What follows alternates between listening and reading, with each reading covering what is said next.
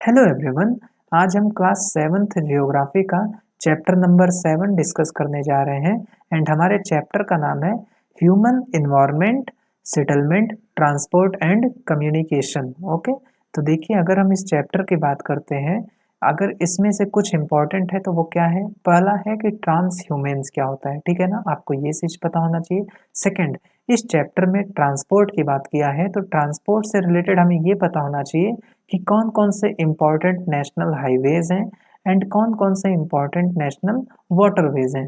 ठीक है, तो जब भी न्यूज़पेपर में कोई भी इम्पॉर्टेंट हाईवे या फिर कोई भी इम्पॉर्टेंट वाटरवे को डेवलप करने की बात हो रही हो ना, तो वो चीज़ आप अपने नोट्स में ज़रूर इंक्लूड कर देना, क्योंकि वही हमारे एग्जाम पॉइंट ऑफ व्यू से इम्पॉर्टेंट है। बाकी इस चैप्टर में बेसिक्स दिया है जो कि हम इसमें कवर करेंगे। फॉर एग्जाम्पल आप देख सकते हो 2014 में यूपीएससी ने एक क्वेश्चन पूछा था, जिसमें कि एक साइड में नेशनल हाईवेज एंड कौन से नेक्स्ट साइड में जो है कौन कौन सी सिटी ये हाईवेज कनेक्ट करता है वो दिया हुआ था एंड इसको मैच करना था। ओके, तो आपको जो है इसी तरीके से पढ़ना है। आपको पता होना चाहिए कौन कौन से इंपॉर्टेंट नेशनल हाईवेज हैं जो कि न्यूज़ में है और कौन कौन से इंपॉर्टेंट वाटरवेज हैं जिनको डेवलप करने की बात की जा रही है। ओके, आगे बढ़ते हैं, बात करते हैं सेटलमेंट का।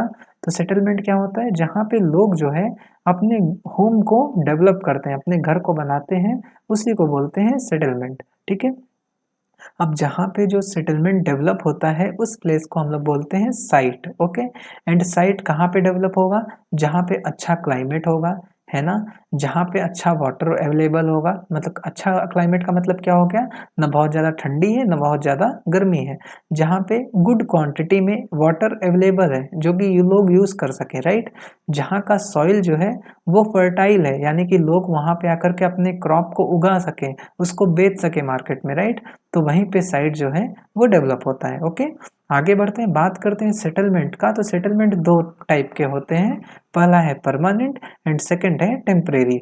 जब हम परमानेंट सेटलमेंट की बात करते हैं तो परमानेंट सेटलमेंट का मतलब हो गया, जो लोग सिटी में रहते हैं या फिर रूरल एरियाज में गांव में रहते हैं, वो लोग अपना एक बार घर बना करके वहीं सेटल हो जाते हैं, उसको हम लोग परमानेंट सेटलमेंट बोलते हैं। लेकिन जो लोग डिजर्ट में रहते हैं या फिर एकदम घने फॉरेस्ट में रहते हैं, है ना, या तो फिर वो माउंटेन में रहते हैं, वो परमानेंट सेटलमेंट नहीं बनाते हैं। वो एक ऐसा सेटलमेंट बनाते हैं जो कि एक सीजन के बाद जो है उस सेटलमेंट को, उस घर को चेंज करके दूसरी जगह चले जाते हैं, है ना। तो वो क्या सेटलमेंट होता है, वो टेम्परेरी सेटलमेंट होता है। और ये जो टेम्परेरी सेटलमेंट के लोग होते हैं, यानी कि जो फॉरेस्ट में रह रहे हैं या फिर डिजर्ट में रह रहे हैं या फिर माउंटेन में रह रहे हैं, ये या तो शिफ्टिंग कल्टीवेशन को फॉलो करते हैं। शिफ्टिंग कल्टीवेशन क्या हो गया, मान लीजिए आपका फॉरेस्ट है, इतने मतलब हर जगह क्या है, ट्रीज हैं, है ना, तो इतने लैंड को क्लियर करेंगे, यहाँ पे जो है क्रॉप उगाएंगे एंड अगेन जब इसकी फर्टिलिटी चली जाएगी तो ये लोग यहाँ से आगे बढ़ के यहाँ पे आकर के यहाँ का लैंड क्लियर करेंगे एंड यहाँ पे क्रॉप उगाना शुरू कर देंगे, है ना। तो इसी तरीके से ये फॉरेस्ट का एक एक एरिया क्लियर करके वहाँ पे जो है अपना क्रॉप उगाते हैं एंड जब फर्टिलिटी चली जाती है तो ये आगे मूव कर जाते हैं, है ना। ट्रांसह्यूमेंस ये मैं अभी आपको बताऊंगा।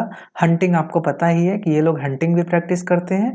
गैदरिंग यानी कि जो फॉरेस्ट वगैरह के प्रोड्यूस होते हैं उसको भी कलेक्ट करके बेचते हैं। ओके, उसके बाद फिर आगे बढ़ते हैं। जब हम बात करते हैं ट्रांसह्यूमेंस का, तो देखो मैं आपको अगर सिंपल वर्ड में समझाऊं तो ट्रांसह्यूमेंस का मतलब होता है सीजनल मूवमेंट ऑफ पीपल, है ना। जो लोग एनिमल को रियर करते हैं, एनिमल को पालते हैं, वो लोग उसके चारा यानी कि जो पास्चर यानी कि जो एनिमल जो कुछ खाता है ना, उसकी सर्च में एक एरिया से दूसरे एरिया में जाते हैं, इसी को बोलते हैं ट्रांसह्यूमेंस। अब ये कहाँ पे होता है, मान लीजिए ये है आपका हिली एरिया, है ना।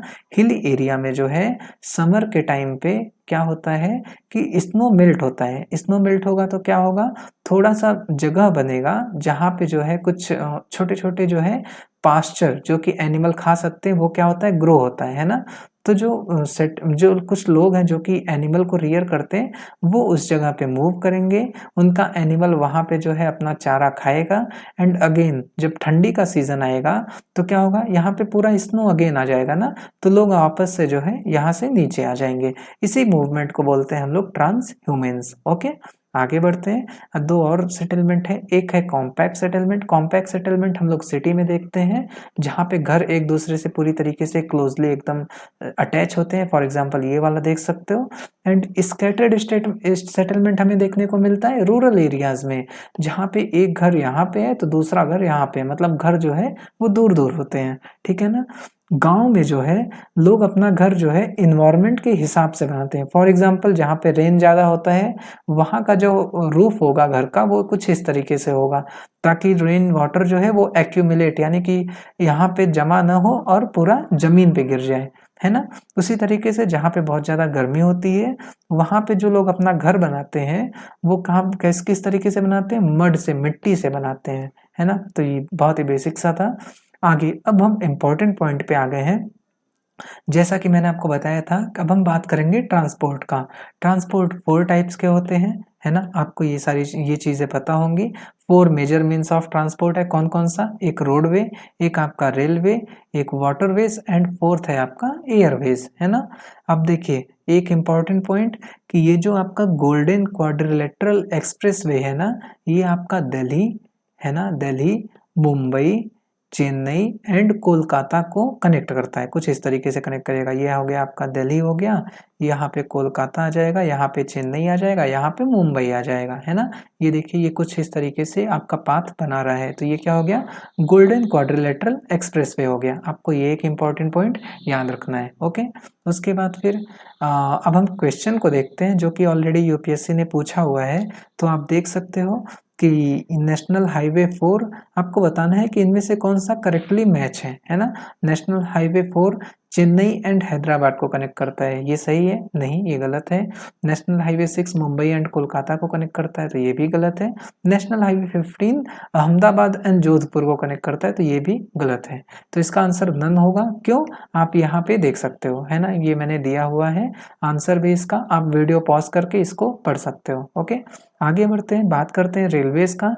तो रेलवेज में हमें बस एक ही चीज़ जानने की ज़रूरत है जो कि फैक्ट के रूप में हमारे बुक में दिया है, और वो है ट्रांस साइबेरियन रेलवे है ना रसिया में, वो लॉन्गेस्ट रेलवे सिस्टम है, जो कि आपको सेंट पीटर्सबर्ग, जो कि आपका वेस्टर्न रसिया में है, वहाँ से कहाँ पे है, यहाँ से पूरा जो ले आकर के व्लादिवोस्टॉक है जो कि पैसिफिक कोस्ट में है, इसको पूरा कनेक्ट करता है। तो आपको ये चीज़ पता होना चाहिए कि लॉन्गेस्ट रेलवे सिस्टम कहाँ का है। तो ये ट्रांस साइबेरियन रेलवे है, यही सबसे लंबा रेलवे सिस्टम है। ओके, अब हम बात करते हैं वाटरवे का। देखिए ये एक इम्पॉर्टेंट टॉपिक है, इसको हमें कैसे पढ़ना है।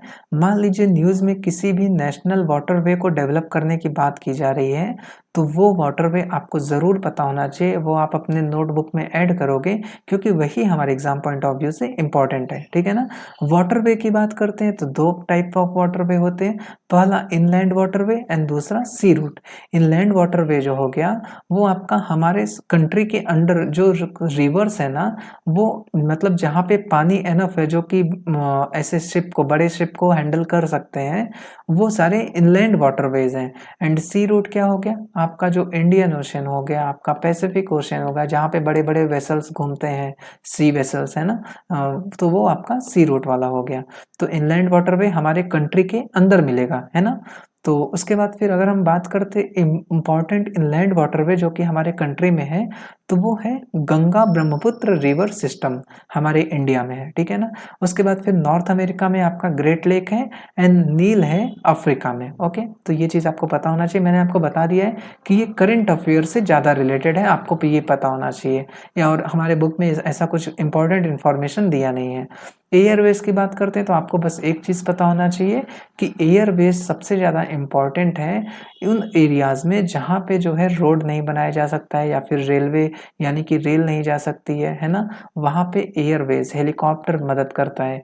फॉर एग्जांपल सियाचिन ग्लेशियर में अगर आपको रोड बहुत ज़्यादा मुश्किल हो जाता है तो हेलीकॉप्टर जा कर के वहाँ पे हमारे सोल्जर्स को अगर कोई प्रॉब्लम हुई है तो हेल्प करता है ना। तो ये सबसे ज़्यादा इम्पॉर्टेंट काम इसका यही है कि सबसे ज़्यादा इम्पॉर्टेंट बेनिफिट यही है कि ये कनेक्ट करता है most remote and distant areas में। सेकेंड थिंग, इमरजेंसी में कोई भी टाइप ऑफ इमरजेंसी है, नेचुरल डिजास्टर है या फिर कुछ भी है, तो उस केस में हम एयरवेज को यूज़ कर सकते हैं, क्योंकि ये फास्टेस्ट वे ऑफ ट्रांसपोर्ट है, ठीक है। तो और बाकी कुछ हमारे इस चैप्टर में है नहीं जो कि हमें पता होना चाहिए। मैंने आपको बता दिया है कि इस चैप्टर में क्या इम्पोर्टेंट है, तो आप बस उतना पढ़ लो, उतना मोर देन इनफ है। तो बस दोस्तों इस वीडियो में इतना ही। अगर वीडियो अच्छी लगी तो वीडियो को लाइक करिए, चैनल को सब्सक्राइब करिए। Thank you so much.